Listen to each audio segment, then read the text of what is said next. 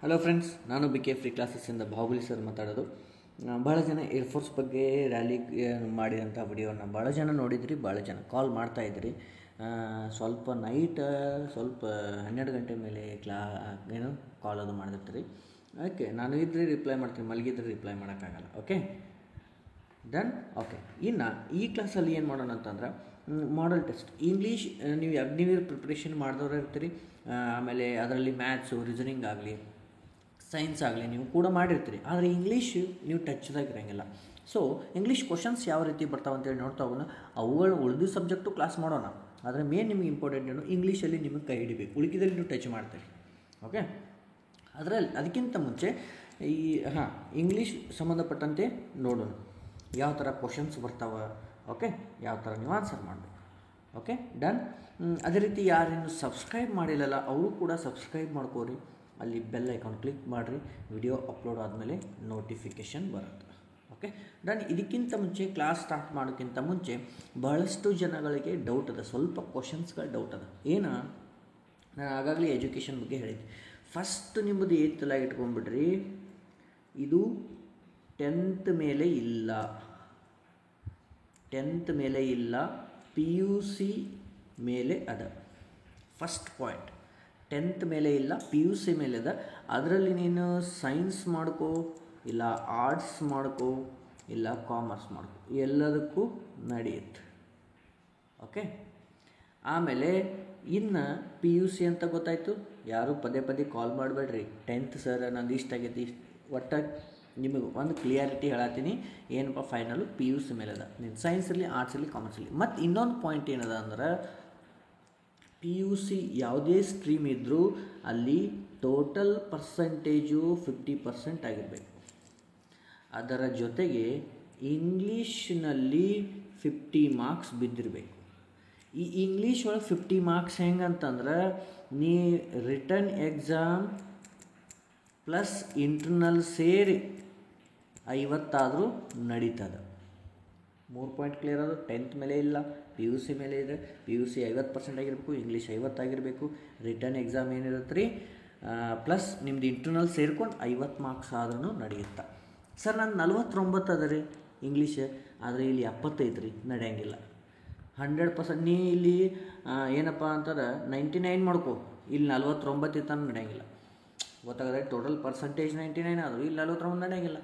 ಯಾಕಡೆ ಇದು 50 ಬೇಕು, ಮೇನ್ ಪಾಯಿಂಟ್. Okay done.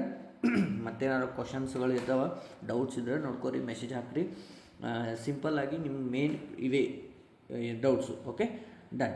ಈಗ ಇಂಗ್ಲೀಷ್ ಕ್ವಶನ್ಗಳನ್ನು ನೋಡ್ತೀವಿ. ಮೊನ್ನೆ ಸಿಲೆಬಸ್ ಕೂಡ ಹೇಳಿದ್ದೆ. ಅವುಗಳ ಸಿಲೆಬಸ್ ಪ್ರಕಾರ ನಿಮ್ಮ ಕ್ವಶನ್ಸ್ ಯಾವ ರೀತಿ ಬರಬಹುದು ಅಂತೇಳಿ ಅಜ್ಯೂಮ್ಷನ್ ಮೇಲೆ ಮಾಡಲ್ ಟೆಸ್ಟನ್ನು ಮಾಡ್ತಾಯಿದ್ದೆ. ಅದೇ ಫಸ್ಟ್ ಕ್ವಶನ್ ಏನದ ನೋಡಿ, ಸ್ಪೆಲ್ಲಿಂಗ್ ಟೆಸ್ಟ್ ಅದ. ಅಲ್ಲಿನೂ ಇತ್ತು ಏನಪ್ಪ, select the correctly spelled word. Mathematics ಅಂತದ. ಮ್ಯಾಥಮೆಟಿಕ್ಸ್ ಸ್ಪೆಲ್ಲಿಂಗ್ ಏನು, ಫಸ್ಟಿಗೆ ಮ್ಯಾಥಮೆಟಿಕ್ ಇಲ್ಲಿ ನೋಡಿರಿ, MATH ಅಷ್ಟೇ ಕೊಟ್ಟಾನ, ಮುಂದೆ ಏನೂ ಕೊಟ್ಟಿಲ್ಲ. MATHAMTC ಕೊಟ್ಟಾನ, CS ಮ್ಯಾಥಮೆಟಿಕ್ಸ್ ಬರುತ್ತೆ. ಆದರೆ ಇಲ್ಲಿ ಮಿಡಲ್ ನೋಡ್ರಿ ಗದ್ದಲ ಮಾಡ್ಯಾರ ಮತ್ತು. ಹೌದಾ, TA ಗೊತ್ತಾಯಿತು. ನೆಕ್ಸ್ಟ್ ಅದೇ ರೀತಿ ಇದು ನೋಡ್ರಿ, ಇದು ಮಿಸ್ಟೇಕ್ ಅದ.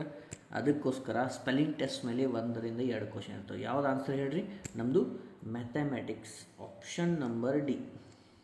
Okay done.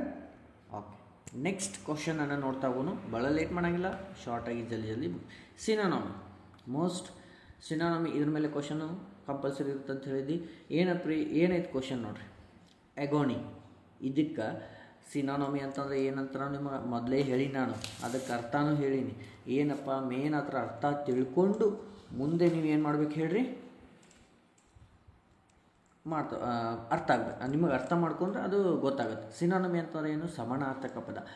ಎಗೋನಿ ಈ ಪದದ ಏನಪ್ಪ ಅಂತಂದ್ರೆ ನಿಮ್ಮದು ಅದ್ರ ಸಿನಾನಮಿ, ಅದ್ರ ಅರ್ಥ ಏನು, ಎಗೋಮಿ ಅಂದ್ರೆ ಸ್ವಲ್ಪ ನನಗೆ ಯಾಕೋ ಕಾಲು ನೋವು ಆಯ್ತತಿ, ಸ್ವಲ್ಪ ಯಾಕೋ ಕೈ ಎತ್ತಕ್ಕಾಗತ್ತಿಲ್ಲ, ಅದಕ್ಕೇನಂತೀರಿ, ಪೇನ್ ಅಂತೀವಿ ನಾವು. ಎಸ್, ಇದಕ್ಕೆ ಸಿನಾನಮಿ ಏನ್ರಿ, ಪೇನ್. ಸಮಾನಾರ್ಥಕ ಪದ ಎಗೋನಿ ಅಂತಂದ್ರೆ ಪೇನ್. Okay done. ನೆಕ್ಸ್ಟು ಆ್ಯಂಟೋನಮಿ, ವಿರುದ್ಧ ಪದ. ಓಕೆ ಎಸ್, ಇದ್ರದ್ದು ಏನು ಕೇಳೋಣ, ಲಿನಿಯಂಟ್ ಓಕೆ, ಲೀನಿಯಂಟ್ ಅಂತ ಕೇಳ್ಯಾನ. ಇದ್ರದ್ದು ಆನ್ಸರ್ ಏನಾಗುತ್ತೆ ಅಂತ ಹೇಳಿ ನೋಡ್ರಿ, ಆಪ್ಷನ್ ನಂಬರ್ ಸಿ. ಲೀನಿಯಂಟ್ ಅಂದರೆ ಏನು ರೀ, ವೆರಿ ಸ್ಟ್ರಿಕ್ಟ್ಲಿ ಅಂತಿಲ್ಲ ನಾವು, ಅದೇ ರೀತಿ option number C. Okay, yes, very very important questions. ಎಂಡ್ವರೆಗೆ ನೋಡಿರಿ, ಪ್ಯಾಸೇಜ್ ಕೂಡ ಅದರಲ್ಲಿ ಕ್ವಶನ್ಸ್ ಕೊಟ್ಟಿರ್ತಾರೆ, ಎಲ್ಲ ಥರದ ಕ್ವಶನ್ಗಳನ್ನು ತೊಗೊಂಡಿನಿ. Okay, sentence by choosing the correct option ಅಂದರೆ ಫಿಲ್ ಇನ್ ದ ಬ್ಲ್ಯಾಂಕ್ಸ್ ಅಂದಾಗ, no sooner did we go out on the road, then ಇಲ್ಲಿ ಏನು ಬರುತ್ತೆ, ದೆನ್ ನಂತರ ಏನು ಬರುತ್ತೆ ರೀ, ನೀವು ಕಂಪ್ಲೀಟಾಗಿ ಸೆಂಟೆನ್ಸ್ ಓದ್ಕೋಂತ ಹೋದರೆ ನಿಮ್ಗೆ ತಾನಾಗಿ ಬಂದ್ಬಿಡ್ತೈತೆ ನೋಡಿರಿ. No sooner did we go out on the road then it began to rain heavily. ಗೊತ್ತಾಯಿತು, ನಾವು ಯಾವಾಗ ಹೊರಗೆ ರೋಡ್ ಮೇಲೆ ಹೋಗಕ್ಕೆ ಅನ್ಕೊತೀವಲ್ಲ ಆವಾಗ ಏನಾಗುತ್ತೆ ರೀ, ಹೆವಿಲಿ ಆವಾಗ, ದೆನ್ ಆವಾಗ, ಅದು ದೆನ್ ಅಂತ ಎರಡು ಅದಾವೆ. ಯಾವ ದೆನ್ನು, THEN B, option number B ಬರುತ್ತೆ. ದೆನ್ ಅವಾಗ ಮಳೆ ಏನು ಬರುತ್ತೆ, ಹೆವಿ ಬರುತ್ತೆ ಅಂತ ಅರ್ಥ. Okay, next question, fifth question ನೋಡ್ರಿ ಏನದ, ಇದು ಸೇಮ್, ಇಲ್ಲಿ fill in the blanks. He shouted at the top of his voice. ನೋಡ್ರಿ, ಓದುವಾಗ ಸೆಂಟೆನ್ಸ್ ಓದುವಾಗ ಇಂಗ್ಲೀಷ್ ನೀವು ಸ್ವಲ್ಪ ಏನಾದರೂ ಬುಕ್ಸ್ ಓದ್ಕೊತ ಇದ್ರೆ ಸೆಂಟೆನ್ಸ್ ಕಂಪಲ್ಸರಿ ಬಂತು. He shouted at the top of his voice. ಏನು ಬರುತ್ತೆ ರೀ, at the top of his voice, option number D. Then next question, ಏನು ಕೊಟ್ಟಾನ ಅವು, ಡೈರೆಕ್ಷನ್ ಕೊಟ್ಟ, ಏನು ಮಾಡಬೇಕು, select the word or phrase from the given list to the complete the sentence.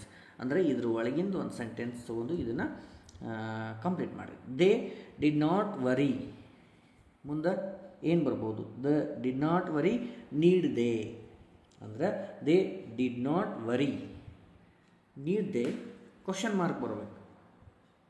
ನೀವೆಲ್ಲ 10th ಅಥವಾ 9th ಇಂಗ್ಲೀಷ್ ಬುಕ್ ಒಳಗೆ ನೋಡಿದ್ರೆ ಈ ಥರ ಕ್ವಶನ್ಸ್ ಸಿಗ್ತಾವೆ ನಿಮಗೆ. ಅಲ್ಲಿ ನೆಟ್ಟು ಓದಿದ್ರೆ ಸರ್ ಇಲ್ಲಿ ಯಾಕೆ ಓದಾಡ್ತಿದ್ವಿ ರೀ ಅಂತೀರ.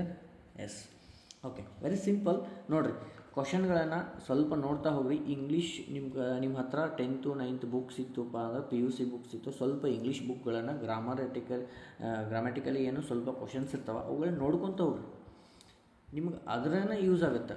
ಇವೆಲ್ಲ ಅದ್ರ ಬೇಸ್ ಮೇಲೆ ಅದಾವೆ. Okay, next question, 7th question ನೋಡ್ರಿ, ಏನದ, a sentence has been given will a blank to be fill with an appropriate word, correct alternative. ಅಂದ್ರೆ ಇಲ್ಲಿ ಕರೆಕ್ಟಾಗಿ ಬರುವಂಥ ವರ್ಡನ್ನು ನೀವು ತುಂಬ್ರಿ ಅಂತ ಹೇಳ್ಯಾರ. ಏನು, more than a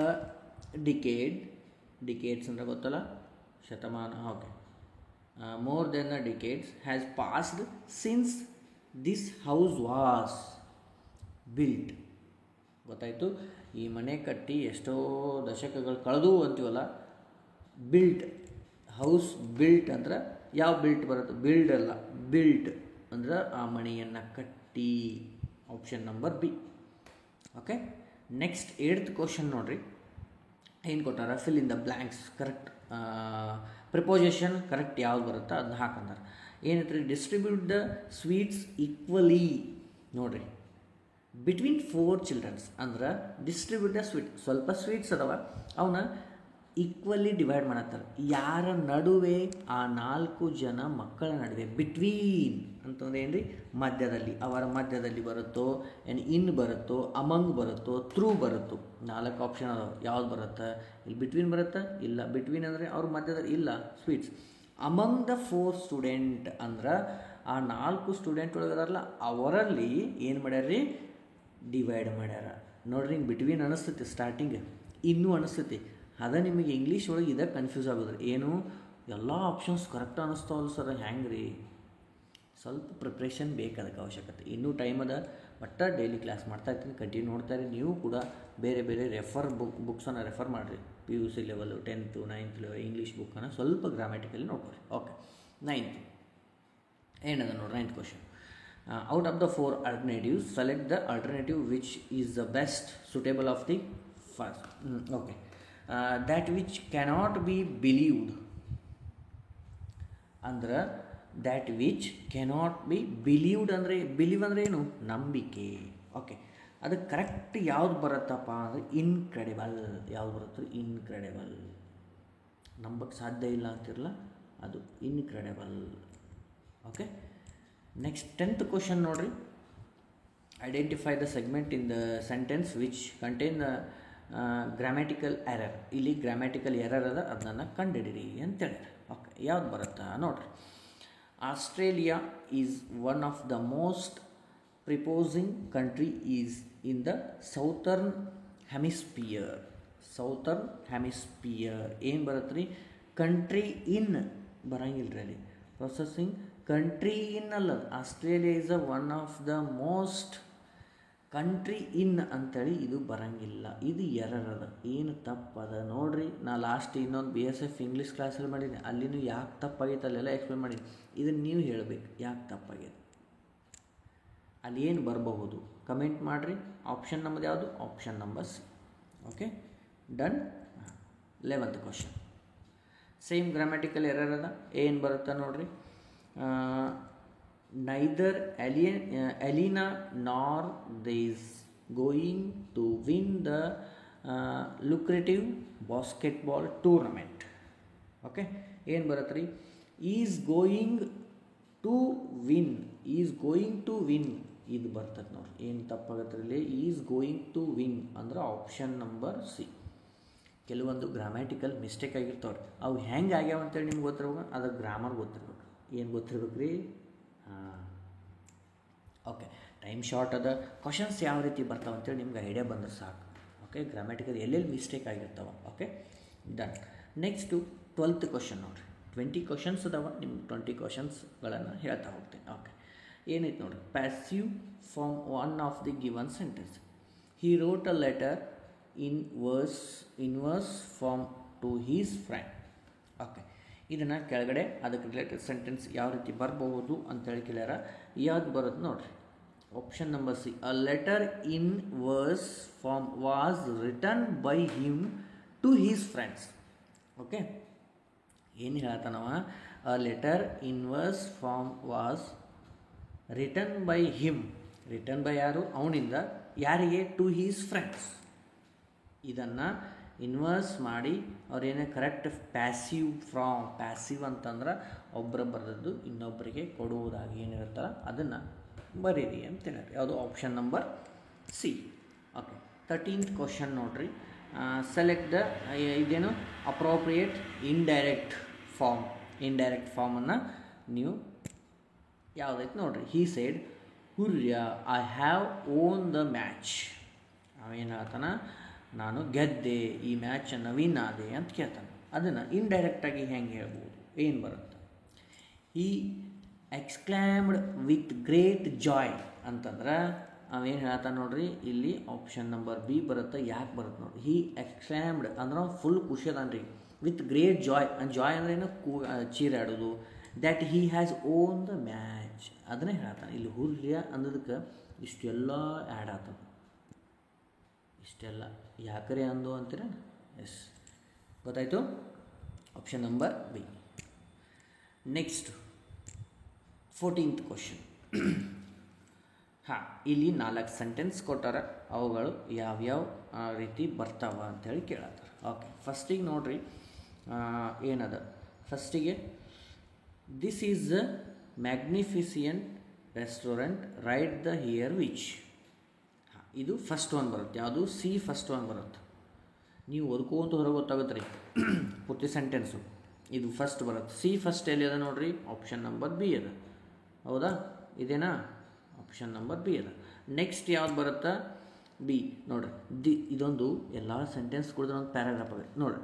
this is the ಮ್ಯಾಗ್ನಿಫಿಸಿಯಂಟ್ ಏನು restaurant right here which serve up the best Dutch apple pie in all of attach. Next, and I love Dutch apple pie. So I had to try his place out. ಅಂದ್ರೆ ಫಸ್ಟಿಗೆ C ಬರುತ್ತೆ, second one B, third one D, ಲಾಸ್ಟಿಗೆ A ಅಂತಂದ್ರೆ option number B. ಈ ಥರದ ಪ್ರಶ್ನೆಗೆ ಎಲ್ಲ ಯಾವ್ಯಾವ ಎಕ್ಸಾಮ್ಗಳಿಗೆ ಇಂಗ್ಲೀಷ್ ಇರುತ್ತಲ್ಲ ಲ್ಯಾಂಗ್ವೇಜು ಅಲ್ಲೆಲ್ಲ ಕೇಳಿರ್ತಾರೆ. Okay, next question 15. ಸೇಮ್ ಅದೇ ಥರದ ಕ್ವಶನು. ಇಲ್ಲಿ ನೀವು ಟ್ರೈ ಮಾಡ್ಬೋದು. ಆನ್ಸರ್ ನಾನು ಹೇಳ್ತೀನಿ, ನೀವು ಅದನ್ನು ಕರೆಕ್ಟ್ ಆಗುತ್ತಿಲ್ಲೋ ಅಂತೇಳಿ ನೋಡಿರಿ. ಯಾವುದು ಆಪ್ಷನ್ ನಂಬರ್ ಬಿ ಆಗುತ್ತಾ, ನೀವು ಅದನ್ನು ಸೆಂಟೆನ್ಸ್ ಪ್ರಕಾರ ಕನ್ವರ್ಟ್ ಮಾಡ್ಕೊರಿ. ಯಾಕಂದ್ರೆ ಯಾವುದಾದ್ರೂ ಒಂದು ಸ್ಟೋರಿ ಕೊಟ್ಟಿರ್ತಾರೆ, ಏನು ಸೆಂಟೆನ್ಸ್ನ ಹಿಂದೆ ಮುಂದೆ ಮಾಡಿರ್ತಾರೆ. Option number B. Okay, next 16th question ನೋಡಿರಿ.